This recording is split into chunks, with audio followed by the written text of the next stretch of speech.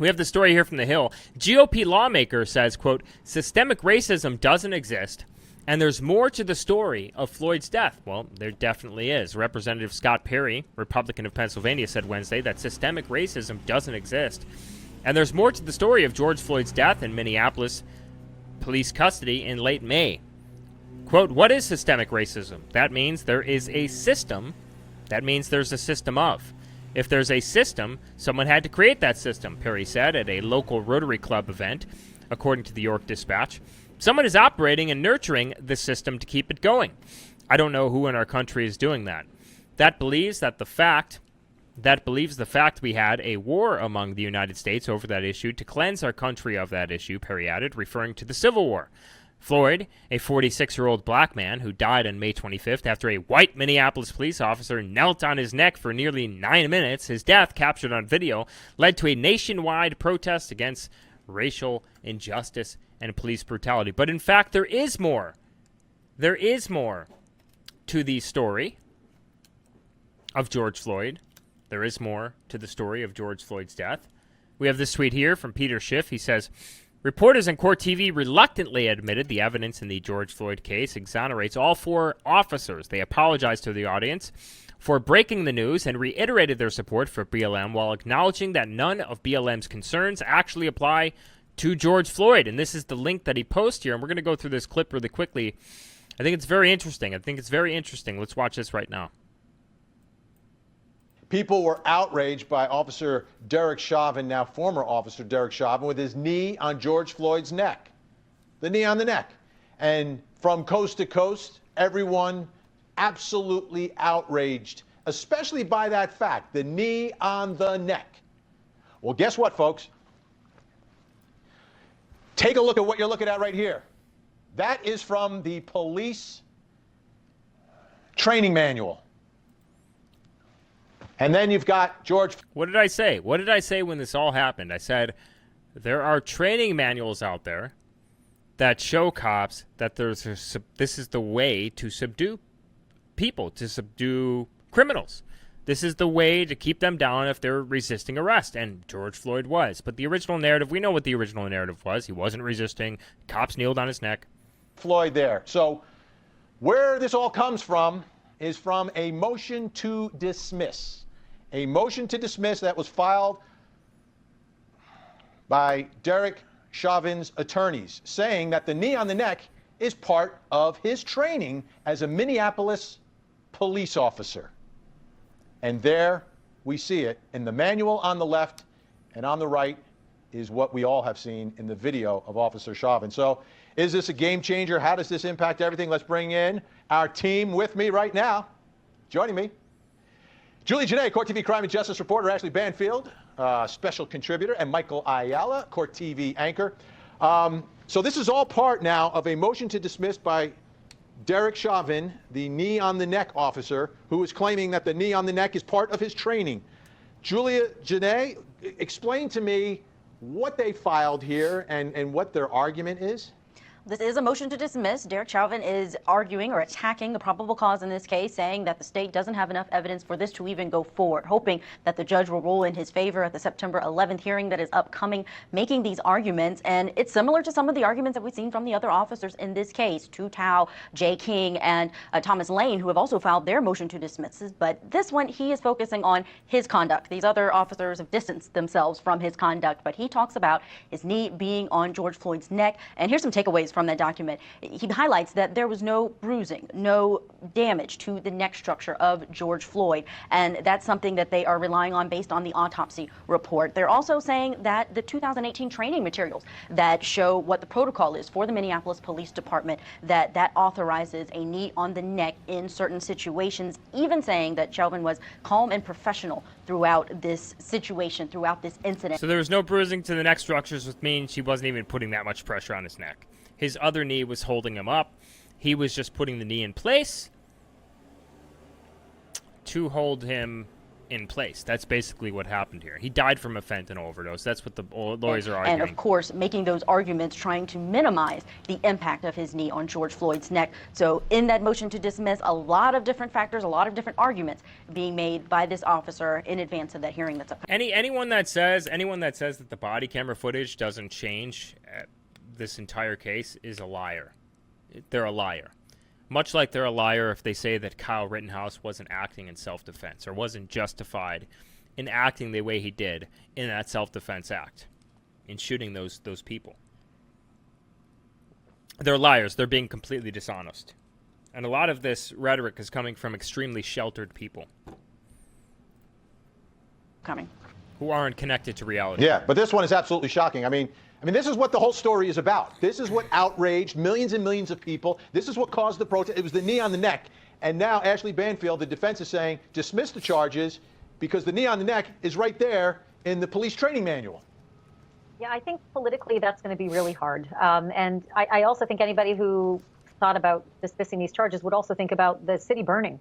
Because I don't think that the public knows enough about all the arcanity of this case, and they need to know it. I think, like in any case, it's never how it automatically looks in the headline, and this is one of those cases. I think this is pretty strong stuff. What people will say, though, is when they see the snippet of video that has been played over and over in the news, they'll think, but how can any officer, any human being be so callous? The man was clearly pleading, I can't breathe, please, please, please. You're right, he was. But a jury would see the entire 40-minute tape in which he was saying the same thing 40 minutes prior while he was standing upright, and there was nobody putting any pressure on him at all. So the officers, once a jury and anybody else who cares to actually look at all of the tape, not just a 9-minute or a 10-minute piece, once you see it all, you'll start to realize, okay, he's actually been saying those words over and over again before he was ever prone. He also said he felt like he was choking before he was prone. It's just like these people are so stupid. And these are the useful idiots, right, that they talk about? Lenin coined that. So they had heard that before. And if that's what their argument is that we were doing exactly what we're supposed to do in training, and no, we weren't being callous because he had already been saying, I can't breathe, even when we weren't, pinning him down, then they might have a pretty good argument to make, even in front of a jury that's inflamed by all of the coverage. And I got to say, inflamed is putting it mildly. I heard. And that's without the fentanyl and meth in his system, without the above fatal dose of fentanyl in his system. Take that out of the equation. I heard a presidential candidate the other night say this was a murder. I've heard governors call this a murder. And I learned many, many years ago, it isn't a murder until a jury says so. And that's inexcusable to actually indict people before they've had a fair defense. I think John Adams would be the first person to say that. So remember when this first broke, and I covered this? When this whole thing started, right? What did I say? I said before anyone else, I said there's a reason why the media is saying dying in police custody. There's a reason for this. There has to be more to this story. I said it's probably not likely. This is my first video. You can go back on BitChute. Yeah, YouTube terminated my account, but I have 800 videos uploaded to my BitChute channel that we're automatically uploading for the past 6 months to my BitChute channel. That first video about George Floyd that I did, go back and watch it. Before anyone else knew anything, I said there's no way that a knee on his neck killed that guy. There's absolutely no way. And especially where you can tell that Derek Chauvin, or Chauvin, however you pronounce his last name, wasn't applying that much pressure to his neck. And now we see there was no bruises, there was no damage to the muscles on his neck at all. He wasn't putting that much pressure on his neck. There's no way. There has to be something else. They train these police to do that. They train these police to kneel on their neck like that. It doesn't restrict your airflow. Michael Ayala, you look at the training manual that they're going to be able to put in front of this jury and say, yeah, this is part of the training. This is part of what you are supposed to do. How powerful is it? Vinny, and you know this, if you've done enough of these cases, you look at the paperwork, and these cases begin to magically appear before your eyes. It's like Beethoven. He would start playing, and these symphonies would show up. When I read through this paperwork, because that's what we do here at Court TV, right? We go through the minutia. First of all, I was shocked to see that. But one of the main issues in this case legally for Chauvin was there came a point, okay, you can argue that he was actively resisting, and at that point, according to their manual, you can use neck restraints. But there comes a point where everyone is telling him, look, he's not responding anymore, right? Even his own partner saying, should we turn him on his side? This is not good. And he doesn't. And I want our viewers to get familiar with a very important word here. It's called excited delirium. You hear Chauvin say it. He's worried about excited delirium. That's what he's going to use to explain why, when he was no longer responsive, he continued with the knee on the neck. Because that, when you talk about excited delirium, it's about people who use drugs, which they're going to claim they saw him using. That's why they're talking about the tablet on the tongue. Okay, hold on. Let me just stop here really quickly, because this is very important here.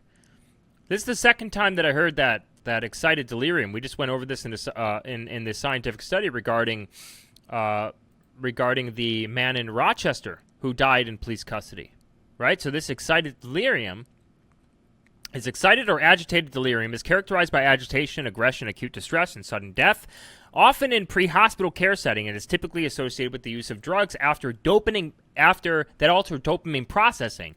And so what the cops were saying here is that they've seen this many times, and this is what these lawyers are talking about here, is that the cops were saying that that they were worried about excited delirium. They were worrying about his cardiopulmonary system shutting completely down, right? And him having cardiopulmonary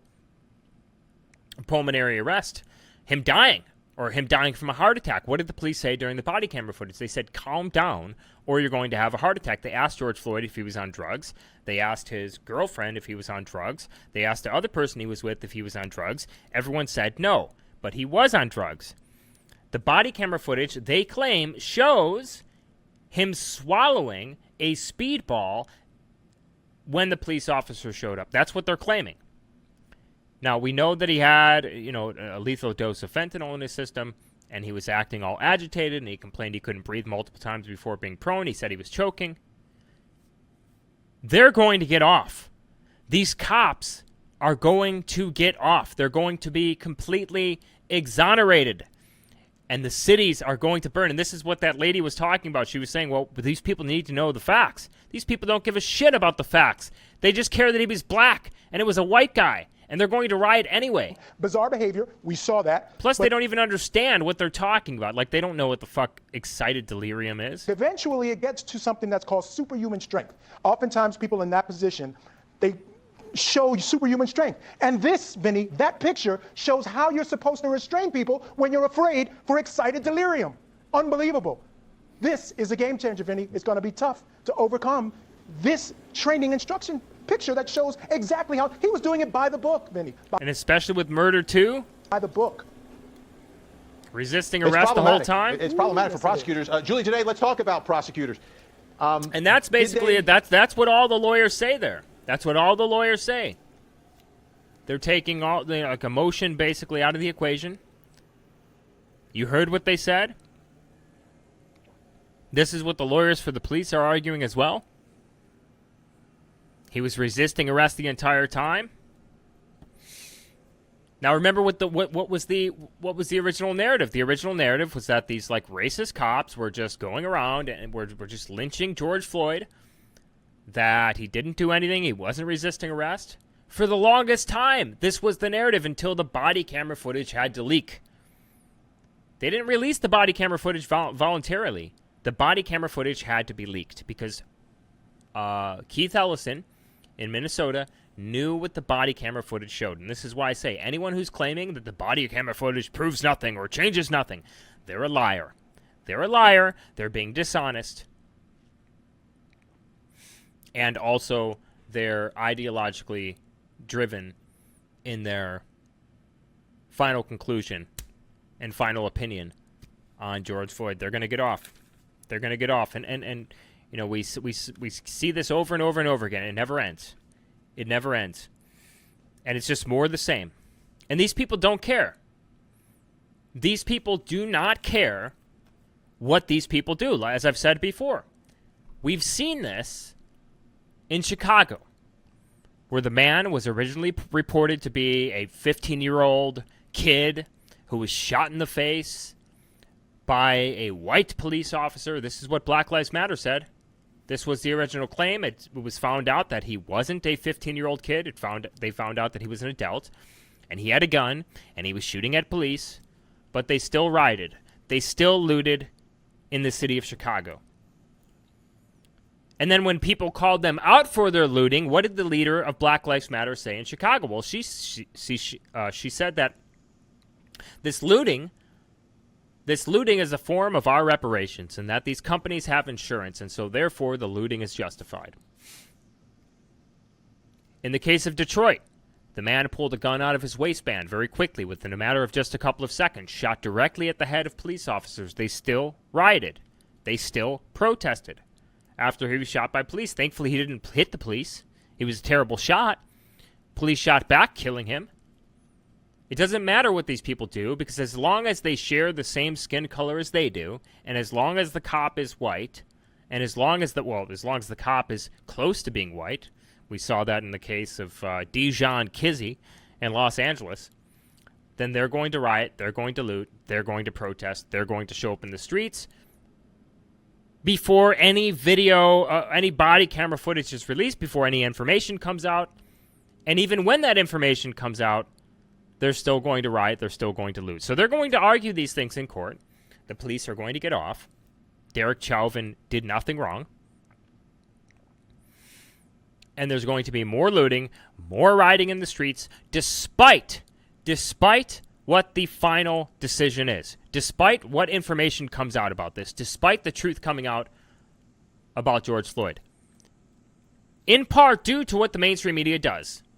Because the mainstream media wants to withhold context. The mainstream media doesn't want to show you exactly what happened. This is precisely the reason why all of the national mainstream media outlets did not share the full body camera footage, or did not even talk about, in a lot of cases, the full body camera footage of George Floyd.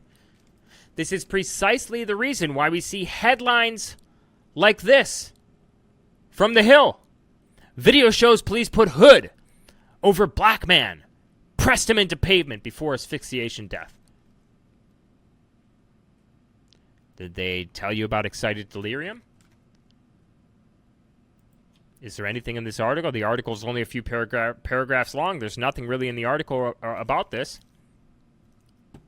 Did they tell you that he was throwing up? So whatever follows Derek Chauvin getting off, whatever follows these police getting off, whatever riots follow, whatever destruction follows, whatever killing follows, whatever crimes follow, the media is only going to add to that. The media is only going to pour fuel on that fire because they don't want to tell you the truth. A lot of these media personalities know that the whole Black Lives Matter narrative in general is completely based in bullshit. They know that. They're not going to tell you that, but they know that. They know the numbers. They know what the scientific studies say on racial bias in police shootings and racial bias in police use of force. And here's another thing. Why even respond to these black neighborhoods? What did we just see with that, with Keon? What's his name? Keon? What the hell was his name? Dion K. What did we see with him? He had a gun. He's a verified gang member. He pulled the gun on police. Police shot him. Right? They're still protesting. They're still rioting. Why even respond to the projects when you know that this is going to happen? When you know you're going to be suspended by the Rochester mayor? When you know how Black Lives Matter is going to react? When you know how people are going to react? When you know, of the targeting that is happening with gang members, even in Chicago. There was this document that was released by the FBI. It said that gang members, black gangs in Chicago, have made a pact to shoot police officers on sight if they pull their weapons out on a suspect or on a criminal. So why go into these areas? Why? If you are a white cop, why? Why? Don't do it. Transfer to the suburbs. Retire early. That's what they're doing. Transfers are at record highs. Retirements are at record highs in New York City and Chicago. Just have black cops patrol black areas. And white cops patrol white areas. Maybe that's the answer. Maybe that's the answer, because it doesn't, like I said, it doesn't matter what these people do. It doesn't matter what the facts are. It doesn't matter what the information is. It doesn't matter what the science says. The media is going to fuel the fire, and blacks are going to riot, and blacks are going to burn,